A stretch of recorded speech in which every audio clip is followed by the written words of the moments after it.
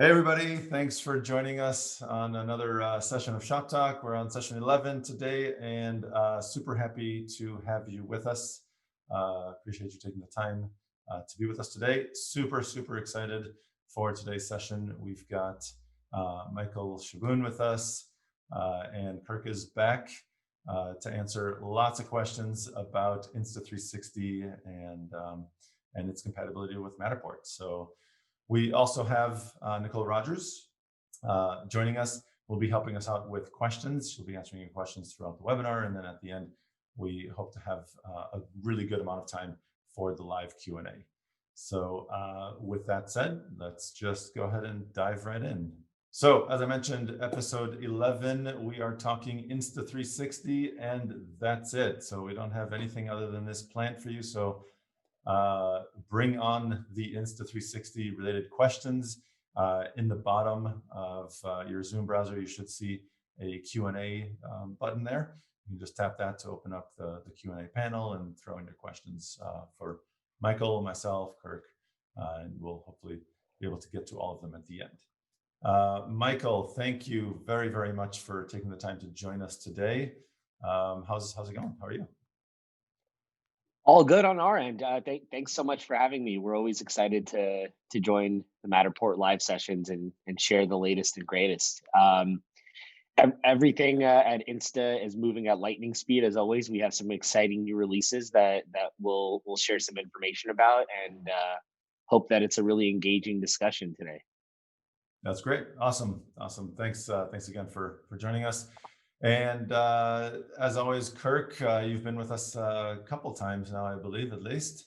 Our senior product manager for Capture. Thanks for joining us. How are you? Good. Glad to be back. Hi, everybody. All right. So yeah, let's go to the next slide and see what we've got. Okay, a lot of data. Michael, I'm gonna let you take it away from here and I'll just advance the slides. Hey everyone. Again, I'm Michael from Insta360, and I want to kind of demystify and kind of help educate everyone around the differences between the two main cameras that are currently compatible with Matterport. And in general, we think this is really the perfect partnership. And Insta360 simplifies 360 capture, and Matterport simplifies capturing and creating 3D scans. And really a combination of this has been opening the door for everyone to really affordably and quickly create 3D scans. And we're so excited about this partnership. So what I want to talk about initially is that there are two cameras currently that are fully compatible with across Matterport, and that goes with for Android and iOS. And the two cameras are the 1X Enterprise Edition and the 1R. The 1X Enterprise Edition is a revamped version of the traditional Insta360 1X, and I'll talk about some of the differences that it comes with. But essentially, it's a fully developers ready camera. It's been tuned in the firmware to be able to do in-camera stitching, and for us, that's a huge difference maker for being able to quickly and seamlessly integrate with platforms like Matterport. So in terms of camera specs, you're not seeing a huge difference, right? The biggest thing here is personal preference. The resolution is similar. They both capture video at 5.7K and stills at 18 megapixels. And the most important thing with Matterport is that both cameras will capture HDR to make your still photography that much better indoors. They both have a similar battery. The 1R has slightly upgraded battery, and you do have additional options for a longer battery. But in terms of the cameras and the performance, they're fairly similar. What we like to say is that 1X is really the best all-around 360 camera. If all you're interested in doing is capturing 360, then the 1X is perfect. The 1R is the best all-around camera, and I'll show you why in a couple of slides. With the 1R, you get a little bit more flexibility. In addition to capturing your 3D scans, you can also get really great video and high-res stills out of the additional modules that come with 1R, and I'll show you in a sec here. So here are the different setups for the 1R. And with the 1R, you get three basic versions. You get the 360 version in the middle, you get the 4K edition on the right, and the 1-inch edition. And so it's basically like having a 360 camera, an action camera, and a DSLR all in your pocket at the same time. So it gives you the most bang for your buck. It's the smallest camera crew that'll fit in your pocket, and you can take it anywhere. And to use all three modules, you can use the same core piece to control the camera. All you need to do is swap out the lenses. So it's a really cost-effective, great solution. Is it okay if I answer a quick question? I just saw one come through. Yeah, absolutely. Okay, so what is the difference between the 1X for consumers and the 1X enterprise? Great question. The 1X for consumers and the 1X for enterprise, they operate on the same exact app.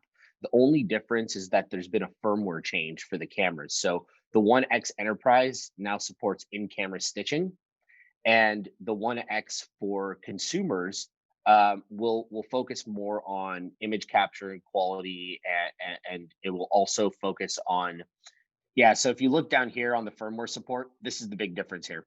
And with the in-camera stitching, you're going to be able to do a lot of the processing in the camera, so you don't have to do as much work on the back end. And it's going to auto-correct for different exposure differences. So when you're capturing photos inside, and you don't want the windows to be overexposed, it's going to account for those differences and make it a lot better. Thank you for asking that question. So I want to go in depth in detail on some of the specific features that really make using Insta360 cameras and Matterport a great combination. And the first one is HDR.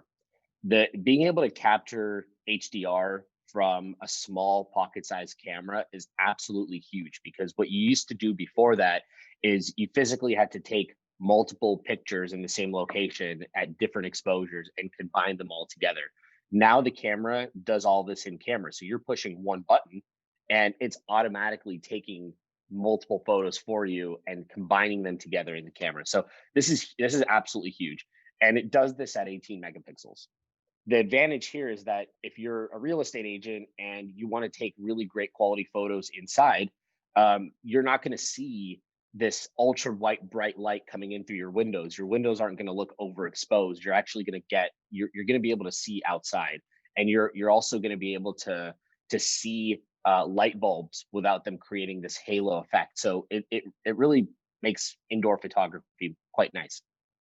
In terms of usability, you're not going to find an easier 360 camera to use than the Insta360 1X and the 1R. And essentially, it wirelessly connects to an app. You're able to see what the camera is capturing while it's capturing. So as you're clicking photos and capturing into your Matterport capture app, you're able to preview those photos to see if that's something that you want to keep or you want to reshoot. I saw another question come in. Can you get the enterprise firmware for a current 1X? Yes, you can. You can just download it from the Insta360 website. It's available for free, and you can install it like you would a normal firmware. You'll get a bin file, and you'll load that onto your micro SD card, and then you'll turn the camera on, and it'll auto update in power cycle. With battery life, we talked about it a little bit a couple slides ago. You're going to get about an hour of continuous shooting. If you're taking stills, that hour will get stretched out to a couple of hours. We do have interchangeable batteries, so you can always have extra batteries on hand to swap in and out. With the 1R, there's also a boosted battery, and the boosted battery will double your battery life. So if you don't want to walk around and charge batteries, if you don't want to carry extra batteries around, you could potentially look into the 1R and get the boosted battery, which is available on Insta360.com. And another big advantage of using a small consumer 360 camera for 3D scans is just the sheer amount of time that it takes, right? So each photo will only take you 3 seconds to take. And in that 3 seconds, what's going to happen is the photo will get captured. It will get transported into the Matterport app, and then you'll be able to, again, live preview it and see if you like that image or if you want to take it. So this is being able to take one image in only 3 seconds is a huge reduction in the amount of time. And the folks at Matterport, I'm sure, can talk more about the differences between a camera like the Insta360 One X, the One R, and the Matterport Pro 2 camera. And then accuracy, right? So this is a big thing. You're always concerned about how accurate are these cameras going to create my or make my 3D scan, and how great is the quality going to be? I think those are the two things that I always think about. And with the Insta360 One X and the One R, you're going to get within about 4 to 8% of a totally accurate scan. And this for us is huge. And Amir, you can talk about like obviously the the Matterport Pro 2 camera is more accurate, but what is that like to you guys in terms of the difference between the One X and the Pro 2? Yeah, so I mean, it's kind of comparing apples to oranges, and really what you need to use for the job that you're doing. The Pro 2 is accurate to within 1%, but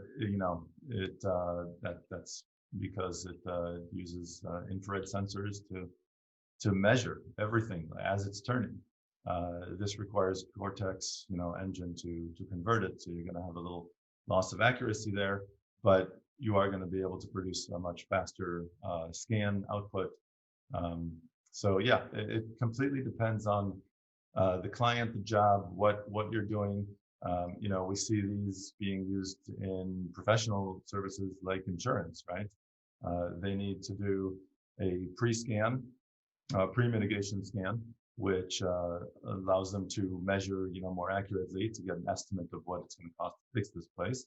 We're talking about like after massive damage, like floods and fires and things like that. But then they also have two other scans that they do, the post-mitigation and the post-reconstruction, and they just need to zip through those, and they have already taken all the measurements. They don't need to do that again. And this is an amazing solution for that purpose. So it's using the right tool for the right job. That's exactly what I was thinking. We have insurance adjusters that have been reaching out to us that swear by the One X and the One R because they say it saves them, it reduces their capture by 50%, and all they need to do is get in, shoot something for simple documentation, and get out with all the bells and whistles. And by using Matterport, they're able to do it so simply. It's the feedback that I get is always amazing on it. Absolutely. Okay, let's go to the next slide here.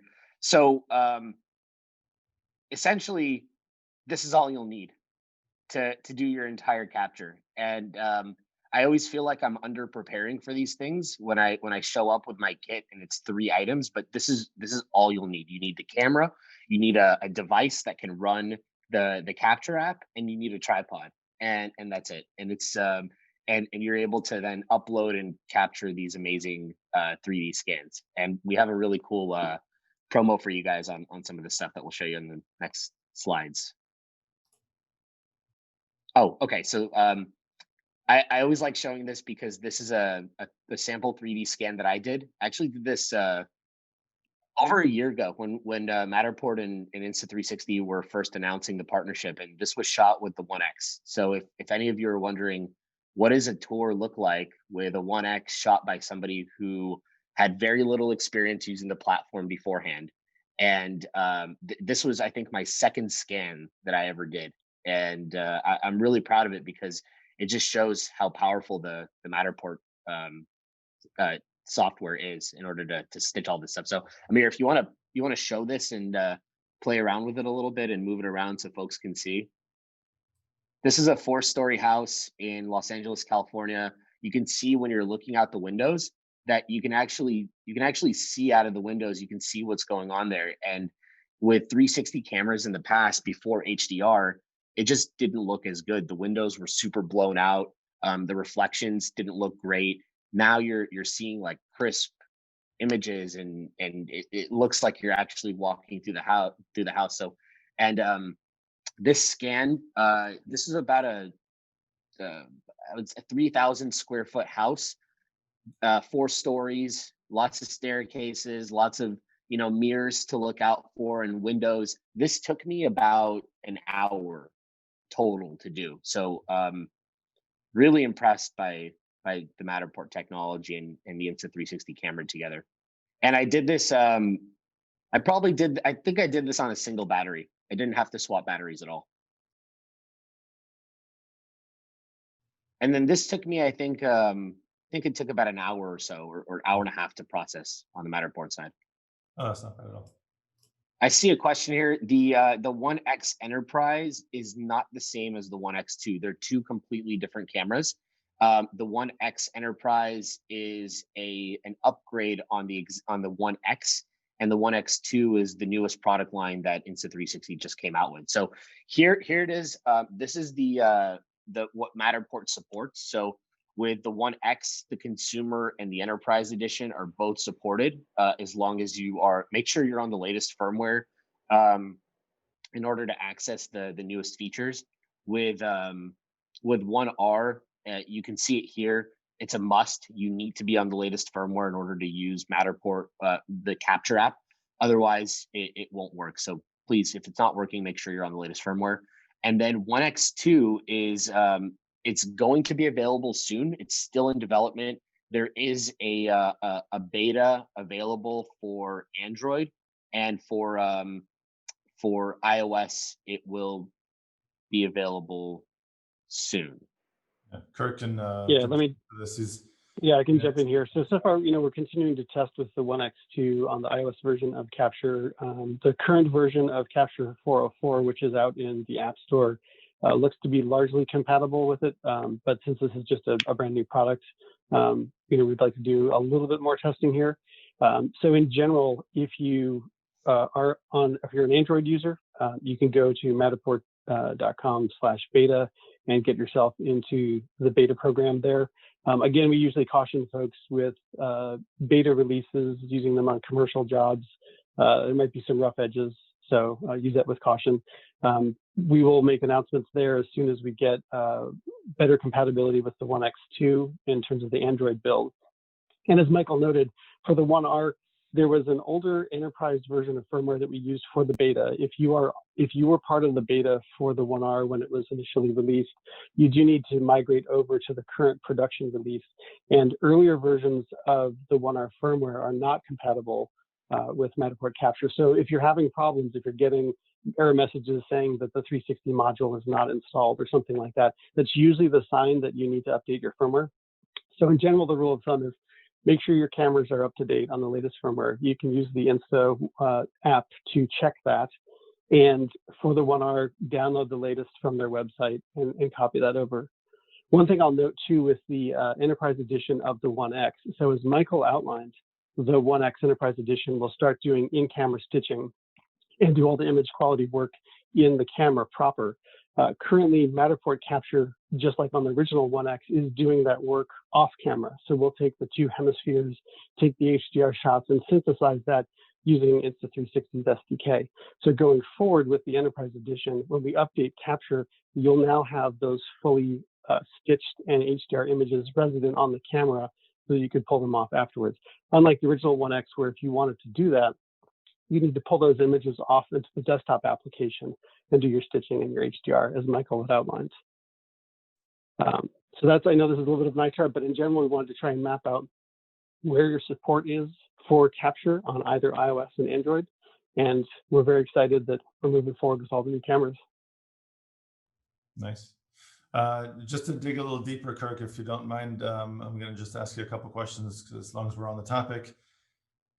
With regards to the HDR and the Enterprise Edition, as Michael mentioned, that it is doing the HDR processing in camera, is that something that, you just mentioned that Capture is still doing our own processing using Insta's SDK. Is that something that in the future we plan on changing to take advantage of their HDR in camera? Yes, good question. So right now, if you use Matterport Capture with the Enterprise Edition, we're still going to stitch on device, not on camera. And so we need to update Matterport Capture to then make the new call when we see the Enterprise Edition camera, say, hey, hold on, you guys go ahead and stitch on camera. So that doesn't exist yet for Matterport Capture. We're still using the old method. Users won't have to do anything in particular. When we can update Capture to take care of the Enterprise Edition firmware, then we'll recognize that and we'll let the camera do all the in-camera stitching and HDR work. Currently, we're operating exactly as we were with the original 1X. That's a really good clarification. Okay. And then Michael, Kirk mentioned that if you just use your app, it'll tell you if you're using the latest firmware, and if you're not, you can just easily download it and install it, very simply that way. Are any of the firmwares in beta where you would actually need to more manually go about that? That's a great question. Thank you for asking that. So for any consumer firmware, you can always upgrade through the app, and it's super easy. Once you're wirelessly connected via Wi-Fi, you'll see it'll hit you right in the head, and there'll be a bright red dot that'll tell you, hey, upgrade now wirelessly. So it'll be super easy. For the enterprise firmware and anything that comes out as a specialty firmware on the enterprise side, you'll actually need to download that manually and install it on the micro SD card. And the instructions are super easy. They're available on the website. So if you go to insta360.com and you go to downloads and you download the firmware from the enterprise portion, it will give you a step-by-step instruction. It's basically you take the firmware, you load it onto your micro SD card, you put your micro SD card into the camera, you turn the camera on, and it'll auto update. Super easy. Easy. Great. Awesome. Hey, Amir, we have a couple of questions. I was thinking, can I just maybe we'll talk about a couple of questions. So let's see. So one question I think was on the earlier model, and somebody was asking, I'm concerned about large spaces and misalignment. So in general, for any kind of scanning you do, you can end up getting misalignments or failure to align. Misalignments would generally be like if you are going down a long straight hallway and you see something, the subtle misalignment is something tweaks off and looks a little bit bent. The really horrible misalignment is you scan something and it ends up on the mini map, the little 2D map, and it ends up someplace that totally doesn't make any sense. Generally, small misalignments can be fixed in cloud processing when you upload the job. Large misalignments happen because our algorithms have looked at all the data that they're getting and they make a mistake and they think that they found a good solution for this. So a really large misalignment, you generally want to delete and retake those scans. So if you are scanning, if you're moving reasonably like 1.5 meters, 8 feet or so between scans, you're keeping line of sight between prior scans and the current one that you're doing. That really maximizes your chances of being able to get everything to align and work perfectly. And on our website, we've got kind of scanning guidelines and getting started. So if you're finding that you're going through a space and you're getting a lot of misalignments or failures to align, check to make sure that how you're scanning, take a look at our guidelines to see what are the tips and tricks for doing so. And then there are some environments where this is more challenging. So there'll be more challenging instances with very bright environments, super shiny surfaces. So also, if you have people or pets moving in the space, that can throw off things because the comparisons now have new elements that weren't there before. So I'd say generally take a look at our tips and tricks website, see what's going on there. And then obviously, if you're having really bad problems, get a support ticket going so we can take a look at what's happening. Two more ones to do real quick if we can. So comparison to the 1X and the general Insta360 cameras and the Matterport Pro camera. So as Amir was talking about before, so these are kind of two different classes of cameras, and they generally segment themselves in terms of what you're trying to do. So with the 360 cameras, we are synthesizing depth data. We're looking at the imagery and we're calculating what we think the actual depth measurements are. With the Pro camera, we're actively sensing that has an active depth sensor that's going out and pinging stuff. And so in general, you get a higher fidelity representation of the 3D space with the active sensing cameras, but that comes at a cost because it's much larger, much more expensive, and just generally slower as you go through the space. So like as Michael was outlining before, and Amir was outlining before, there's a lot of instances where basically you want, for the price, the ease, and the convenience, you want to be able to go through a space and get really good imagery and a good representation of the space. And it doesn't have to be that high fidelity. And you can do that with 360 cameras because you can move very quickly through them. They're cost effective, they're small. You're not lugging, a larger camera around as you go through.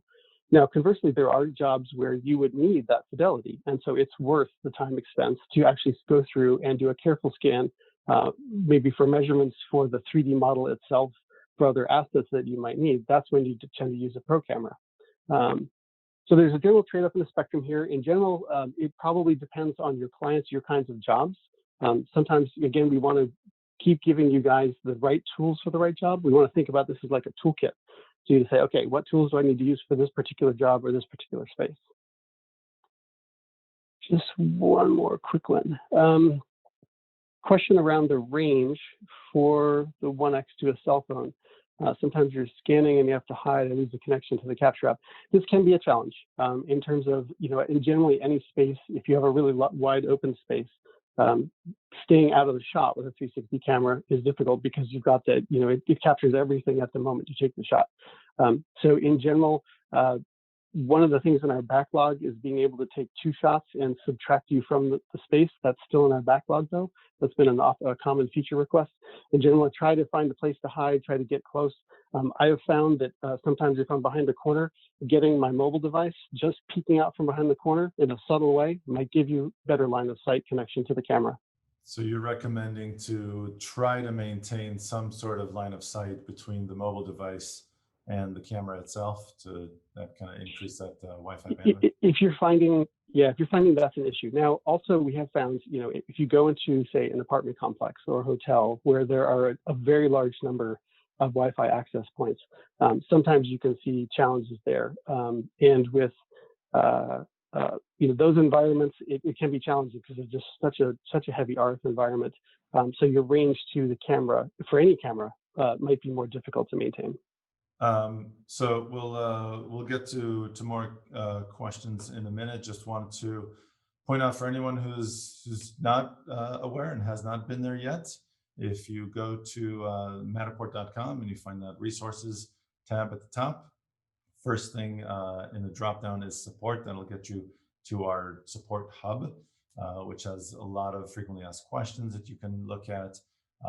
You can find the link to our help center, which has hundreds of articles. And as we were talking about before, those tips and tricks on, how to deal with misalignments and so on and so forth, and how to scan, different size spaces. And phone number for anybody reaching out from the US, if you want to talk to anybody on the support team, is listed right here. It's 408-805-3347. If you go to that support page and you scroll down to the bottom, the phone number that's right for you, depending on where you're logging in from, if you're in Europe or Asia, the right phone number will be listed for you. So definitely check out that support page. And you can always reach out to the support team at support@matterport.com. Happy to help answer your question. And lastly, not only can you reach the support team by phone, by email, you can also chat with them. If you go into that help center, as I mentioned, that again is found in the support page, there'll be a little yellow kind of help bubble in the bottom right corner. Just click on that, search for an article in the help center. If you can't find it, you can just start a chat with any of our online service professionals. And last thing, I always bring this up, but super important to make sure that your account details are up to date. This is the email that we use to notify you of anything, that is mission critical regarding your account. So definitely always, this goes well beyond Matterport with anybody. You just want to make sure that your account details are up to date. Okay, so last thing before we dive into the Q&A, just wanted to bring to your attention, if you're not familiar with it already, our Facebook page, facebook.com/Matterport. That's our corporate Facebook page that you'll be able to just keep in touch with everything that's going on with Matterport, new things, collaborations and whatnot that we're working on. So check it out and stay updated. So, and also, if you've got this amazing space, like what Michael shared with us earlier, and you want to share it in our gallery, don't be shy. Reach out to us at go.matterport.com/nominate-or-space and let us know. It'd be great to have it in the gallery and show it off for everybody to see. So check that out.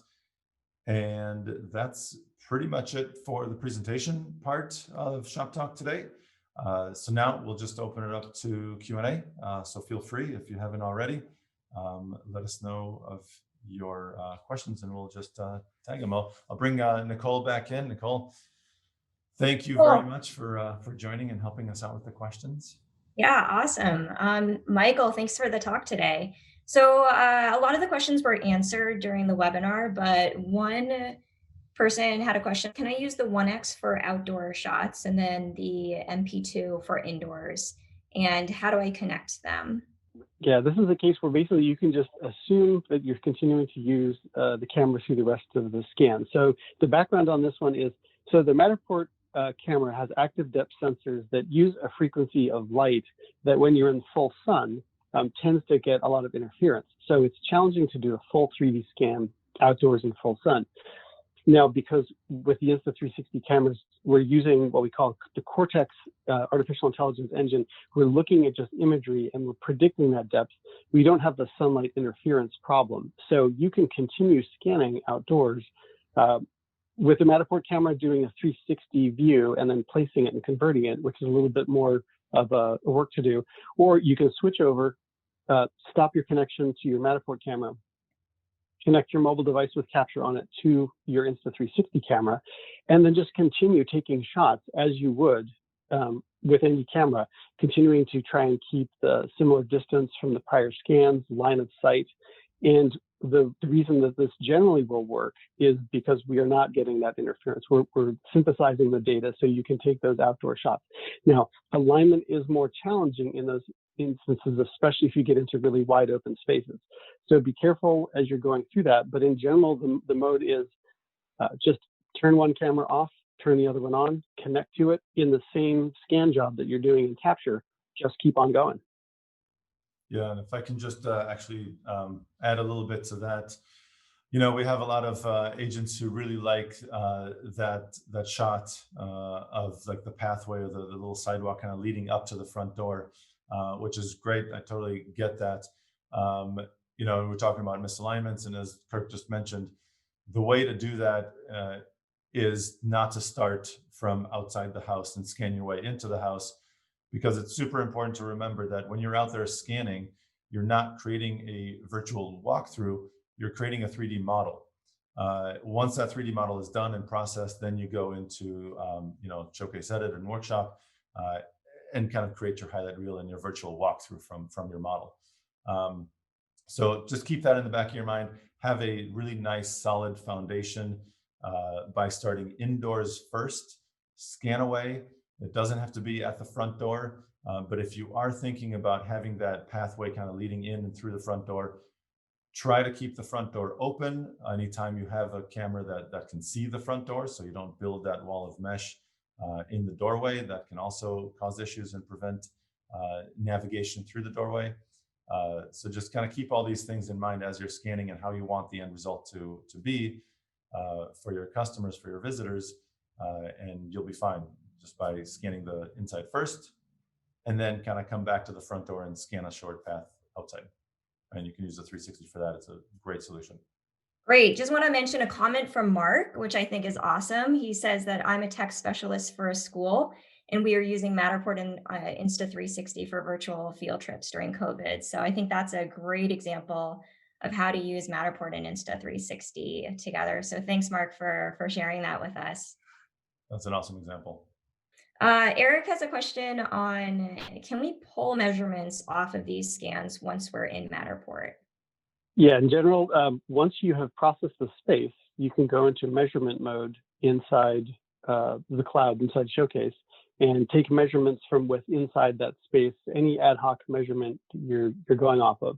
One thing to remember as you're taking measurements off of a 3D space is that we're trying to take those measurements from the 3D structure. And when you're in Showcase and you're viewing it, you usually just see the imagery portion of this, and you can cycle with your 0 key and you can see different modes in Showcase to show the mesh, show the wireframe and things like that. So you can get a sense also of exactly what you're measuring off of. And as you go through that measurement, if you're saying I'm pulling from one wall to another, or I'm measuring something inside the space, that preview that you see as you target a particular area will try to give you a sense of what 3D structure you're attaching to and you're wrapping onto for the marker of the measurement. But in general, that should be applicable for all models. Indeed. Another quick tip for anybody taking measurements, there is a little kind of a gear icon that allows you to choose whether you want it, where the point from which you measure, whether you want to like stick, so it can, by default, it'll stick to corners and edges and whatnot. And if you don't want that, you can turn that off. That could end up helping you more accurately pinpoint exactly where you want to measure from. Cool. Question for Milton. What settings should be used within the 1X, auto or manual?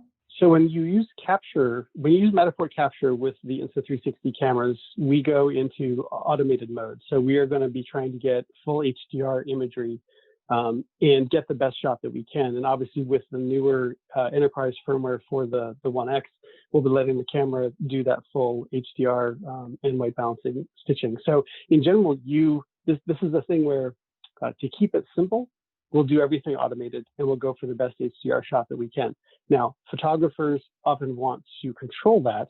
And so right now our solution doesn't let you go in and tweak exact parameters for those shots, because once you take all of these shots and we synthesize it into a space for a 3D space in Matterport, we're trying to balance lighting and brightness across the entire space.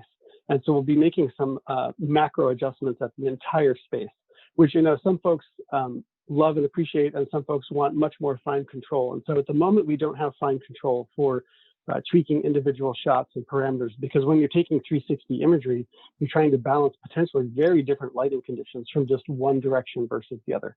So in general, that's a long answer. The answer is it's automatic. You don't have to set anything. Which is better with Matterport Insta360 or Insta360, I think X2? I think generally both cameras are really great. And I think Matterport does an amazing job taking the hardware that Insta360 provides and creating a universal experience out of them. So that's what I'm kind of saying, whether it's the 1 or 1X or the 1R, at this point, it really becomes more of a user preference. With the 1X2, it's obviously our newest piece of hardware, and the image quality looks sharper, and the color science has been upgraded. But a lot of that doesn't matter when it goes into Matterport. And I think Kirk can talk more about how the images are being processed inside of Matterport. But from our perspective, if you have a 1X or you have a 1R, you're good with that. I would if you have the 1X and it's the consumer version, I would download the enterprise firmware so that you're on the latest and greatest. But again, the scan that I showed you that I captured, that was on the 1X, and the 1X came out before the 1R. So no problems using any of the 3 cameras. Michael, you and I were talking about what you do outside of Matterport can also come into play with your decision with which camera to get. You mentioned the 1R has that 1-inch sensor, which is stunning, beautiful images. So if you want to use this, it's just like an action cam or something outside of Matterport, then the 1R is an amazing solution. I've been, lucky enough to use the 1X that Matterport has almost as a personal camera. So I take it, with me when I go camping and things like that. It's been fun. It's a blast. I love that camera. Yeah, thanks for bringing that up. The 1R is the most versatile camera that I've ever seen, because I like I said before, I have a whole camera crew in my pocket. So if beyond real estate photography or insurance inspections and captures, you want to have a great camera to use with the family on vacations, or if you do any sort of sport or activity or hobby on the side that takes you outdoors, then you're going to get a lot more bang for your buck with any Insta360 camera, and in particular the 1R. Cool. Some other use cases I just wanted to mention here. One individual is using it in their beach resort with over 100 houses, and that'll be a large project. And then we have somebody else who has been using the Pro 2 for the past 2 years, and they're really looking forward to complement the whole process with the Insta360 1X, which they just purchased, and they're getting the delivery tomorrow. So they're excited to take 3D tours of cathedrals. So some other use cases of the cameras, which is great. Continuing on the questions, another individual is asking, you mentioned that the model generated would be within 4 to 8% accuracy. Any advice on trying to achieve closer to the 4% mark when capturing on site? Yeah, I'll take this one. In general, the more scans, the better. So increase your scan density. The challenging environments are going to be very long, large open spaces. So this is where, like, if I had a really long hallway, the slight tolerances start to build up as you move further and further down. You get a little bit of error in scan 1 to 2, a little bit more in scan 3 to 4. And so those long chains will tend to build up. So smaller spaces, higher scan density are generally going to be your best bet there. If you're doing something where, I mean, this is kind of obvious, but if you're doing something where measurements, very, very accurate measurements are really, really important, then you may need to augment the scan that you're doing with the 360 camera with actual, disto measurements in the space. So this is one of those cases where we're going to try and do the best job that we can, and we continue to train the Cortex engine to try to get more accurate predictions.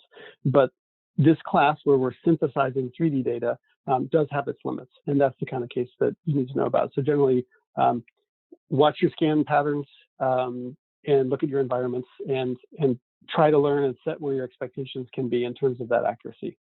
Also, any suggested limit on the number of scan points that can be captured using the Insta360? If so, how does this compare to the Pro 2? Yeah, that's a great question. So this is not specifically tied to the camera. It's more, the limitations are more tied to two elements of processing. So one is on your mobile device. So where you're running capture, say an iPad or an Android device, an iOS device or Android device.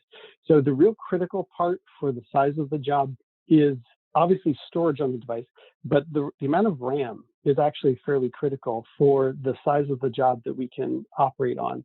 And so this is something that is not well advertised on iOS devices. They don't really kind of advertise that kind of thing. So in general, a more modern device with more RAM, higher tier device like the Pro line of the iPads, the general modern iPhones all have 4 to 6 gig of RAM, and that's working memory. So the idea and the issue is, as I'm building out that space, as I see the mini map, the more and more scans, the more and more data that the system has to try to keep track of just starts to stress it. So we generally have been able to be operating in the hundreds of scan spaces, but we are continuing to try and optimize that. And this is a little bit of whack-a-mole. We'll find a performance problem over here, we'll try to whack that down, it'll come up over here. So in general, you can get a larger space with the Pro camera. Since we're using synthesized data, that is more intensive with the 360 cameras. So in general, the size of the space that you can capture will be smaller with the 360 camera, but it's really driven mostly by what device you're using with that camera. Yeah, and adding on to that, Kirk, when scanning with the 1X or the 1R, what is the ideal distance between each shot? Is it 5 to 8 feet, like the MP2 or closer? It's generally, you could generally follow the same guidelines. If you are in environments where, if you're in very close environments, if you're in environments where there's a lot of twists and turns, narrow hallways, again, you want to watch your line of sight, you can generally get a sense of, as you're going through and scanning, if you're starting to see lots of misalignments, you might want to tighten up. If you are doing well, then you can keep going at the 1.5 meter, 8 feet or so distance. Great. And then another question here, what tripod would you guys recommend for 1X? And is that the same tripod for 1R? We have a couple of different solutions available. I think the most important thing to consider when picking up a tripod is the height, and if it erases from your shot, if it has a nice low a small footprint. So we have some on our site that are included in the virtual toolkit. It's about 4.5 feet tall, which is a great height for you to be able to capture scans. The scan that I showed was shot with the tripod and the monopod that's available on our website. So, but essentially you can use it with any tripod or any monopod. Obviously, if you're shooting something on a really, really tall tripod, I think you need to look into that. But Kirk, you can give a recommendation for what the ideal capture height is, right?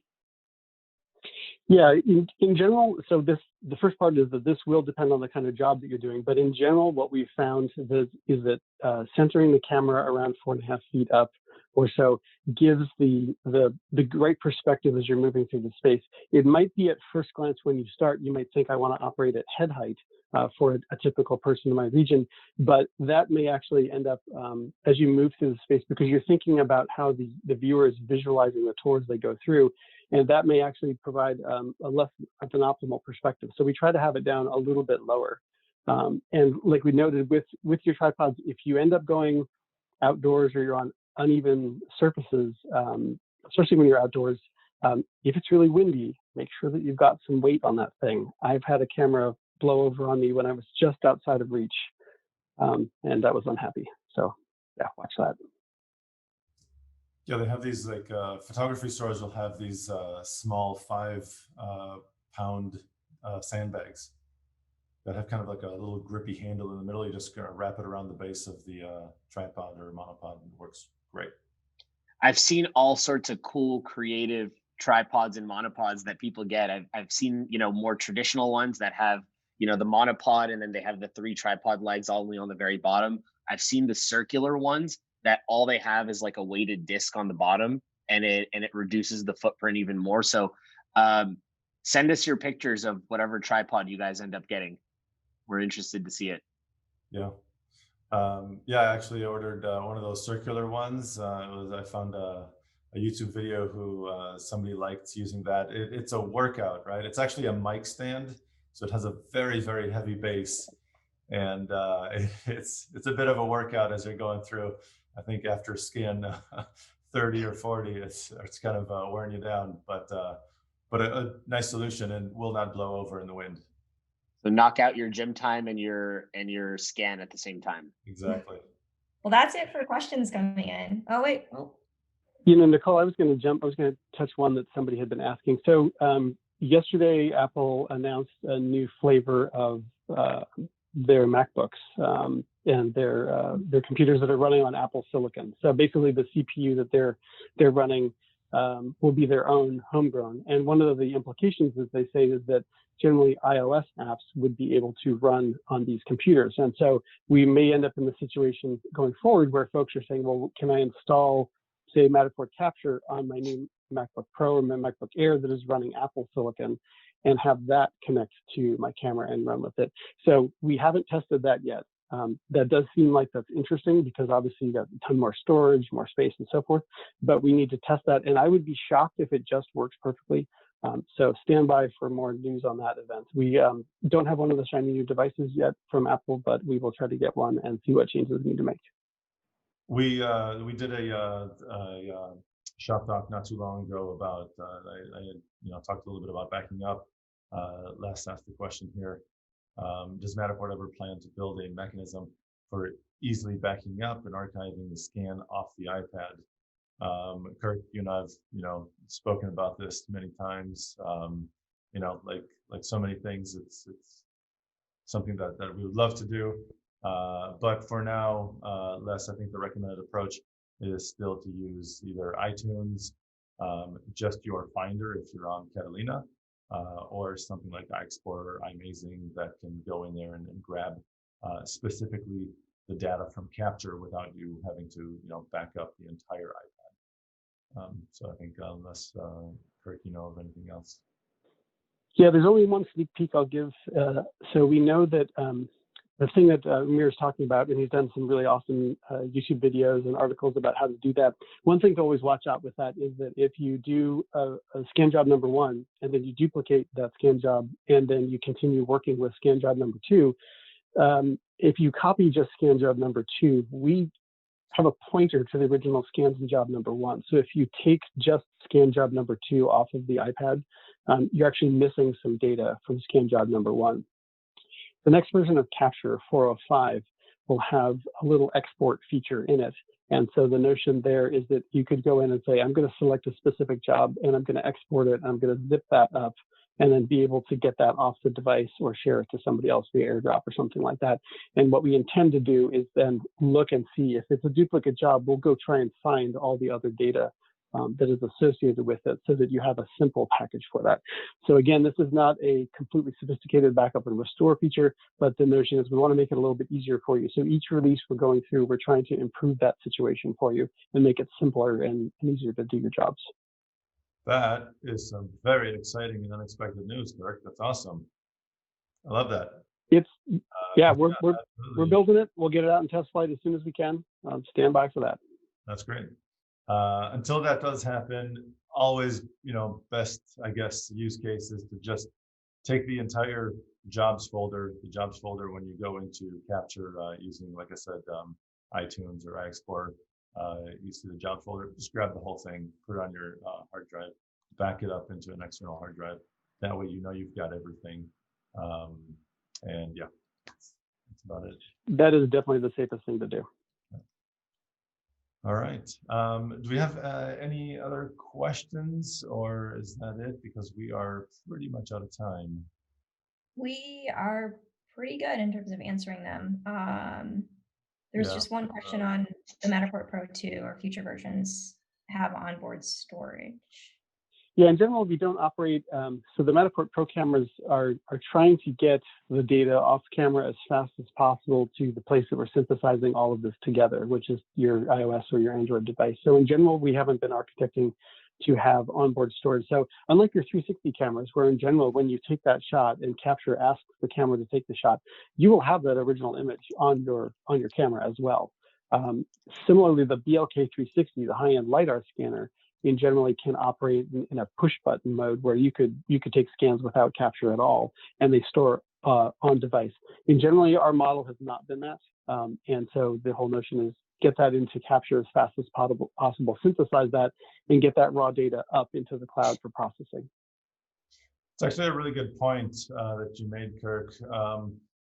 So I actually wasn't aware of this initially either. I just assumed that everything that we capture just gets into Capture and it avoids storing it on the 360 camera itself. In fact, it's not. That's a good thing. You can use those images for yourself and maybe marketing or whatever you want to. But it also means that it's taking up storage in your SD card, and you need that storage if you want to keep capturing. So you may, if you just keep going and assume that everything's good, you may end up running out of storage on your SD card, in which case you need to erase it before you can keep going with Capture. And that's pretty much it for today. So thank you very, very much to Michael Shabun, who was nice enough to join us. Really appreciate your time today, Michael and Kirk. Thank you so much for having me. Michael. Of course, and thanks, Nicole. Awesome job helping us out with the questions. Really appreciate your efforts there. And thanks to all our attendees for joining us today in this webinar. And we hope to see you in the next Shop Talk. We have these every 2 weeks. Take care, everybody. Take care. Bye. Bye-bye.